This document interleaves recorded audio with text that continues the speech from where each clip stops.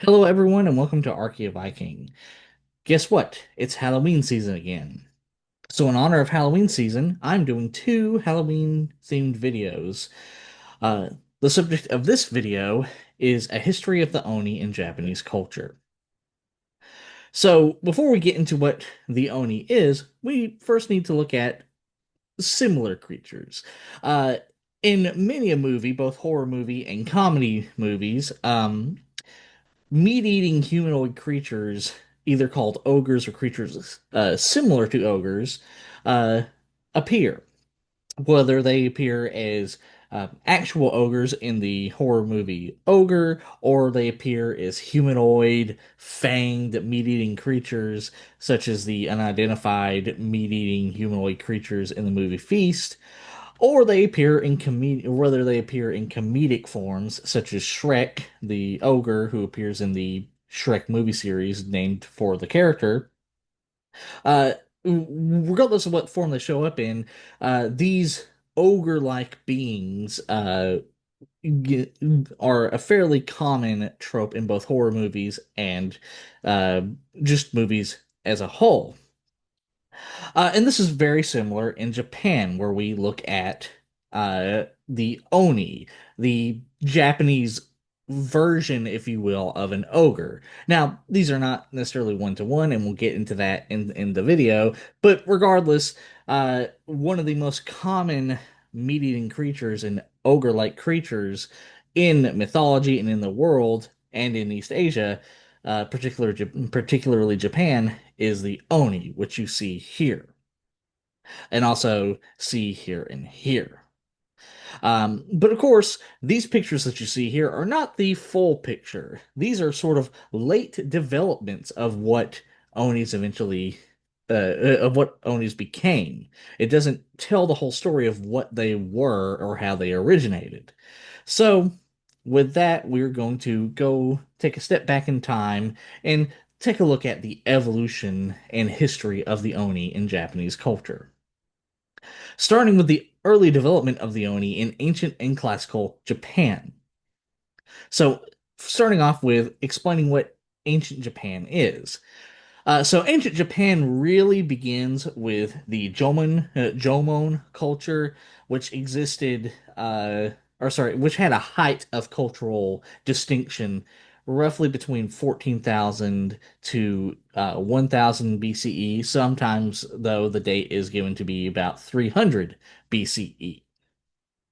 And here is a map of the sort of cultural uh, sphere of the Jomon culture. And it is important to note the Jomon culture is one of, not the only one, but one of the ancestors of the Ainu people of northern Japan. And the Jomon culture was known for a variety of cultural distinctive markers, such as their various types of pottery that they created.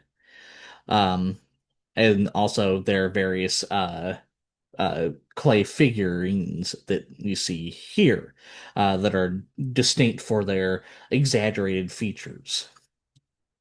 And then after the Jomon culture, also in what is constituted as ancient Japan, was the Yayoi culture, which had a cultural, it had a time period of cultural distinction between 1000 to 300 CE, though again, similar to the Jomon, sometimes this is debated to actually have begun around 300 BCE.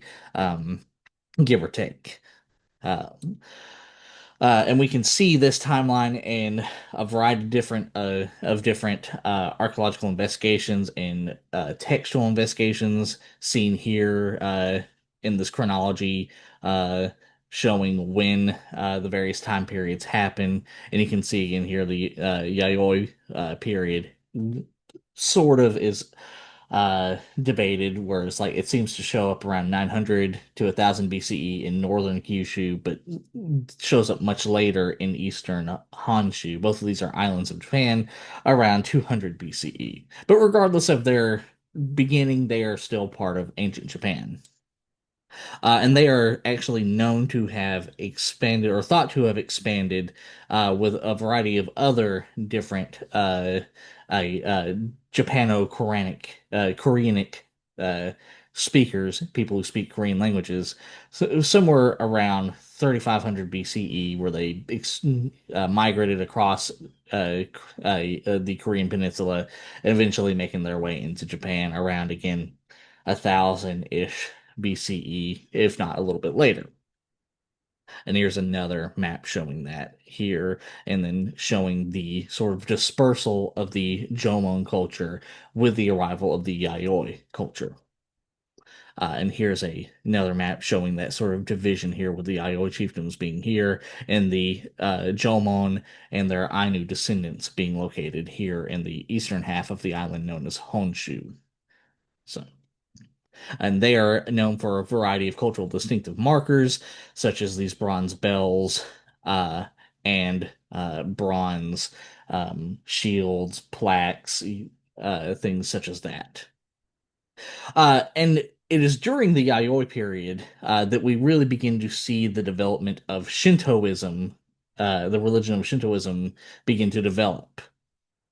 Uh, which is actually, it's important to note, one of the distinctive markers of the development of Shintoism as a religion is actually these bronze bells here, as well as, of course, temples and shrines with these characteristics seen here.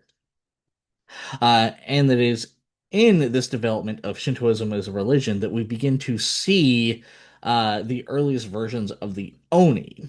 Whereas in the earliest versions of Shintoism, Oni are purely the negative aspects of the Shinto gods, or as they are more properly known as kami. So, i.e., the more positive aspects are the kami, and then say if a kami or god becomes angry, then his aspect is essentially what an Oni was. And here are two examples of Shinto gods or kami. Uh, Amaterasu, the goddess of the sun, and among other things, and her brother Susanoo, who's the god of storms and rains, and again, other things. And then we begin to see further change in the Yamato culture, which began to rise as a distinct culture between 250 and 1710 CE. And they are particularly well known within what is known as the Kofun period, which lasted between 250 and 538 CE. And in fact, this period gets its name from the Kofun tombs that you see here. These key-shaped or keyhole-shaped tombs, and they are of course known for a variety of different pieces of artwork, such as these horse-shaped clay figurines. Uh, and it is during this time that the Yamato culture specifically began to rise, or the Yamato city-state, which was a singular city-state or culture within the broader Yayoi culture that began to sort of expand and exert its influence over other Yayoi city-states and cultures, which you can see here on this map. Which now brings us to classical Japan. So classical Japan is made up of a variety of multiple different periods, starting with the Asuka period from roughly 538 to 710 CE. And this is where Japan sort of the Yamato culture sort of begins to expand out of the Yayoi heartland into the rest of Honshu, which you can see here. Uh, and it is during the Asuka period that the Chinese practices of Taoism and Confucianism would enter China. Uh, and also, as a result of this importation of Taoism and Confucianism, the philosophical practices of yin and yang and the wujing, or the five faces of the element, would be adopted into Japanese culture. Uh, Furthermore, with the adoption of Taoism, Confucianism, yin and yang, and Wuzhong, these would all lead to the development of the Japanese Onmyodo, or the way of yin and yang, and the Onmyoji, or yin yang masters. And it is within these early Onmyodo practices where Oni are described as invisible evil spirits that cause human illness. Then we go into the Nara period, which lasted between 1710 and 1794 CE, and it is named for the then capital of Japan, the city of Nara, which you can see here and here.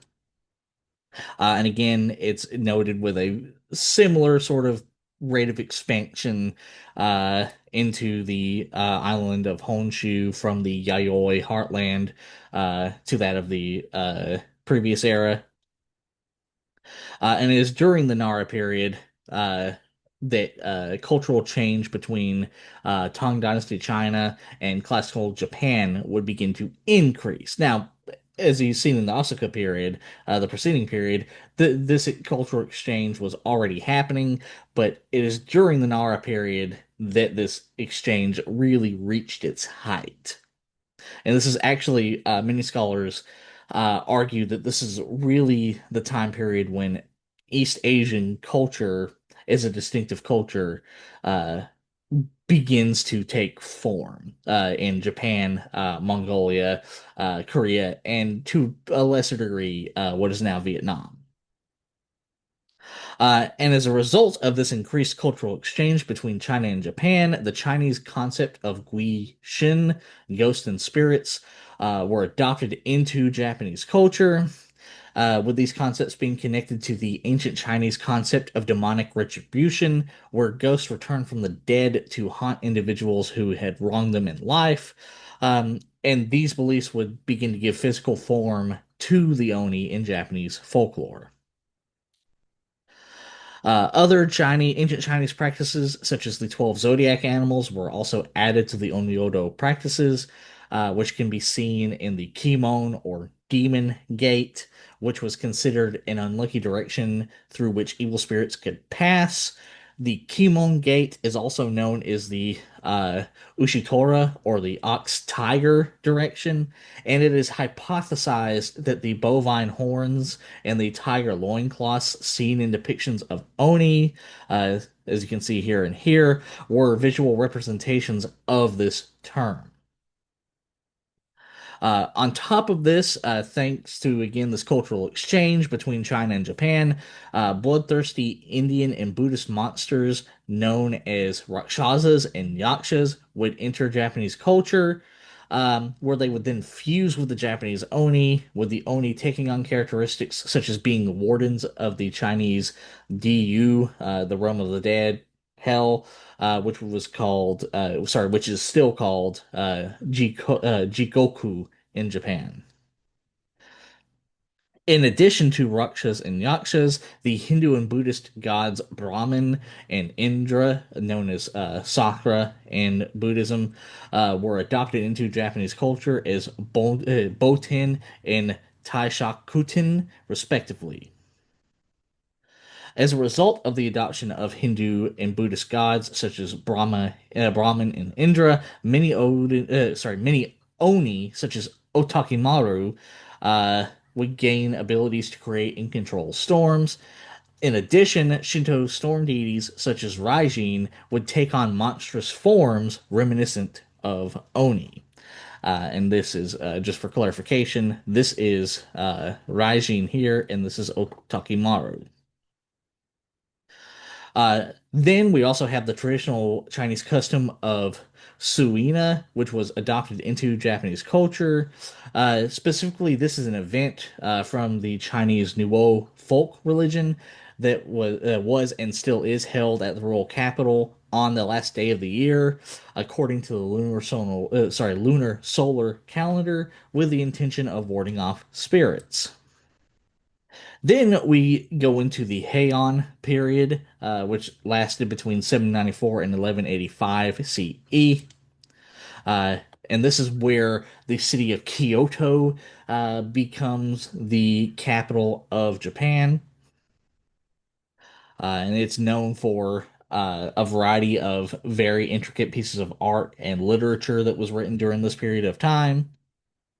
And this the Heian period would witness the rise and expansion of Japanese First Imperial period, specifically Imperial Japan's wars against the Emishi people. And it's important to note the Emishi people were skilled horse archers and were also again the among the ancestors of the Ainu.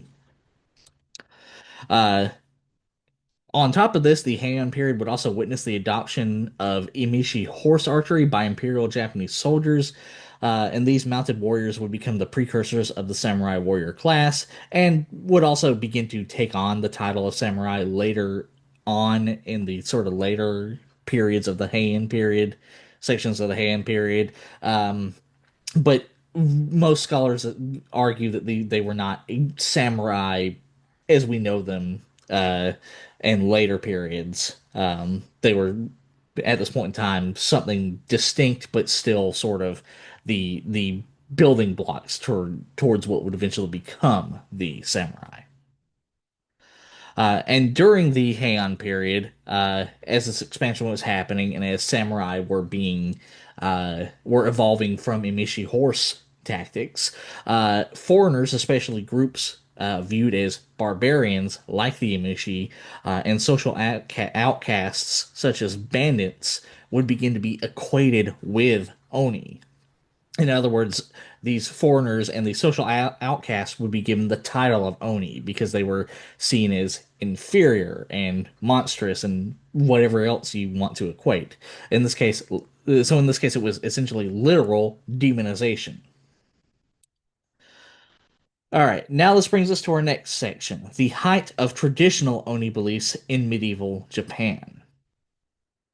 Starting with the Kamakura period, which lasted between 1185 and 1333 CE. And this is a period in which all of most of the Japanese islands, with the exception of Hokkaido, where the Emishi and eventually their descendants, the Ainu, were essentially pushed to. During this period, all of the Japanese islands were united under the Kamakura shogunate. Um, and known again for being located in Kyoto, this is a section of Kyoto that you can see here. And it is during the Kamakura period that witnesses the final rise of the samurai as a distinct warrior class, and would witness the rise of the shogun, the head of the Japanese military, becoming the de facto ruler of Japan, which would result in the establishment of the first shogunate of Japan, or i.e., the rule of the shogun. Then this leads us into the Muromachi period, which lasted between 1333 and 1573 CE. And this period, as you can see on this map right here, witnessed an increased instability in Japan and also an increase in the power of individual samurai lords known as daimyo. Eventually, the instability of the Muromachi period would lead to the outbreak of the Sengoku Jidai, a 150-year civil war over which daimyo could become the next shogun of Japan. And of course, most of the Sengoku Jidai it was part of the Muromachi period, with the Sengoku Jidai lasting between 1467 and 1600 CE, though depending on where you want to put sort of the final end of the Sengoku Jidai, you can also extend it out by about 15 years to 1615 CE. Now, I have already done a video on the Sengoku Jidai, the Sengoku period, that I will include in the iCard. During the Muromachi period, the aristocracy and the samurai class would then begin to develop the Setsubun ritual from the Chinese Suino ritual, with the ritual involving every household of the aristocracy and samurai class throwing roasted beans from their houses into the open air while shouting, Oni outside, blessing inside. And eventually the practice would spread to religious temples and even later to the general public.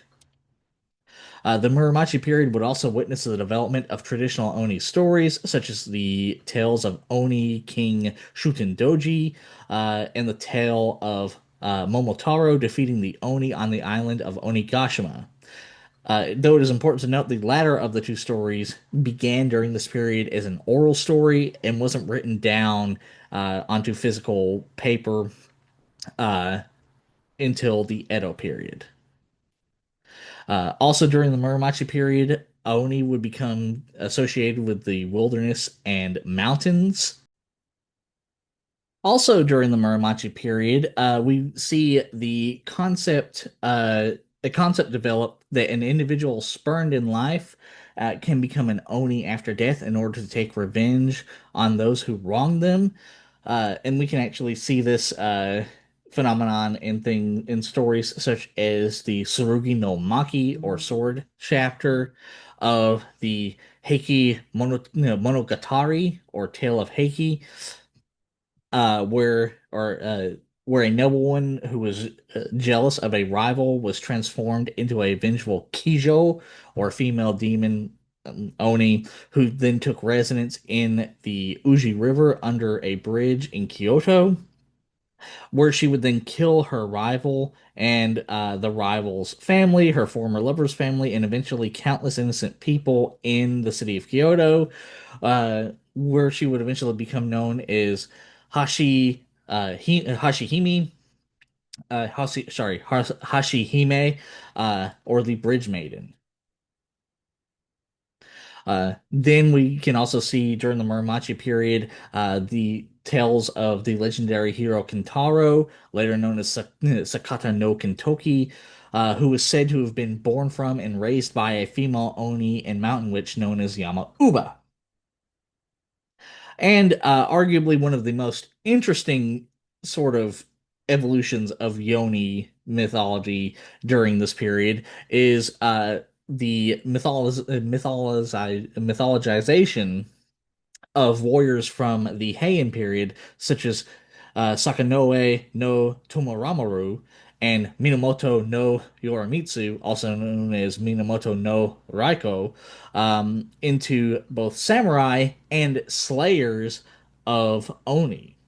And it's important to note that this is possibly a mythologization of the subjugation of the Emishi and bandits during the Heian period, as they were, if you remember earlier in the video, often equated with Oni during the Heian period. All right, now this brings us to our next section, the de-demonization of the Oni in early modern Japan. So, uh, starting uh starting in 1568 and going through 1600 and again arguably 1615 CE, the reunification of Japan would begin, and it would be specifically begun by Oda Nobunaga and Hideyoshi Toyotomi, uh who would begin this reunification in the last part of the Sengoku Jedi, known as the Azuchi Momoyama period. And this is a map showing sort of that unification that had been initiated by Oda Nobunaga and Toyotomi Hideyoshi. And then eventually, this unification would be completed by Tokugawa Ieyasu. I mean, sorry, reunification would be completed by Tokugawa Ieyasu, who would then initiate the Edo period and establish the Tokugawa shogunate, which began uh, in 1600 CE, though again, arguably 1615 CE, depending on where you actually set the beginning date at and what event you look at. And it would last until 1869 CE. And much like the Sengoku Judai, I have already done a video on the Edo period that I will include in the iCard. During this period, the Edo period, urbanization would increase. In conjunction, the Tokugawa shogunate would establish a strict class system and would heavily limit the ability of commoners to travel between cities and villages. As a result of this limited ability to travel and increased urbanism, Oni would begin to be increasingly viewed as creatures that existed only in literature and art, And this is specifically due to the association of the Oni with the wilderness, something that during this period was not immediately present in the lives of urban residents. We also see in this period of time that the oral story of Momotaro and his victory over the Oni on the island of Onigashima would be first transcribed into physical books. In place of the Oni, during the Edo period, the samurai became the things that commoners feared the most. And this was due to the samurai's status and political privileges over the everyday person in Edo period Japan, as well as their wealth and their use of two swords, all of which would actually endanger the lives of the commoners. Which, in the case of the two swords, is fairly obvious, but of course, if we look at the modern period and the ways wealth and social status can and political privileges can also cause harm to people in lower social classes and socioeconomic statuses, um, it makes sense that all of those would be associated with harm and danger in the eyes of commoners when looking at samurai as well. Then this brings us to our next section, the resurgence of the Oni as a symbol of foreigners during Imperial Japan. So, the Tokugawa shogunate would be overthrown, and Imperial Japan would be reestablished during the Boshin War between 1868 and 1869 CE. Uh, which I've already done a video on the Boshin War that I will include in the iCard. Uh, And then after the end of the Boshin War and the reestablishment of Imperial Japan, Emperor Meiji would initiate the modernization of Japan, known as the Meiji Restoration, which would last between 1868 and 1889 CE, which I've already done a video on that I will include in the iCard. During this period, specifically between 1874 and, of course, 1945 CE, Imperial Japan would begin to expand and colonize much of Asia, which you can see here in this map here and this map here. And this is just some pictures of the soldiers of Imperial Japan during this expansion. So, as all of this was going on, as this expansion from Imperial Japan was happening, Japan would begin to again depict its enemies and foreigners as demons and oni. And specifically, we can see this during World War II, where Imperial Japan would depict its enemies, such as the United States, Russia, and China, as oni, which can be seen in Japanese depictions of Franklin Delano Roosevelt and Winston Churchill as demons, which you can see here and here. And then on top of that, Momotaro and his the story of his victory over the Oni on the island of Onigashima would become a symbol for Imperial Japan itself, and his defeat of the Oni on the island of Onigashima becoming a symbol of Imperial Japanese courage and victory against Japan's enemies. All right, now this brings us to our last section, the resurgence of Oni as creatures of art and entertainment in modern Japan. So, of course, it's important to note that the Japanese Empire would be defeated by and surrender to the United States and the Allies at the end of World War II on September 2nd, 1945 CE, with the surrender of the Japanese Empire officially ending World War II.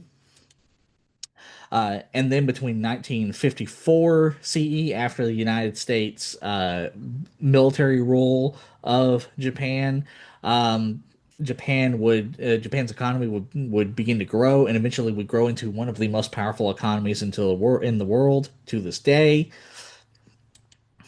And it is in this modern era of Japan that Oni have now become again popular creatures in Japanese art, including manga and anime such as Inuyasha, Yu Yu Hakusho, and One Piece.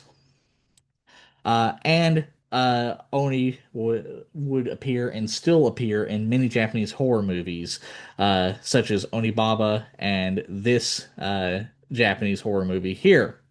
that I will be totally honest, I don't know the title of because I don't read Japanese.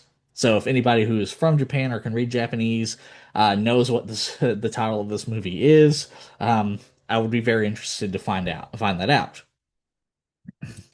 All right, so with that, that ends our video, our first Halloween video of the year.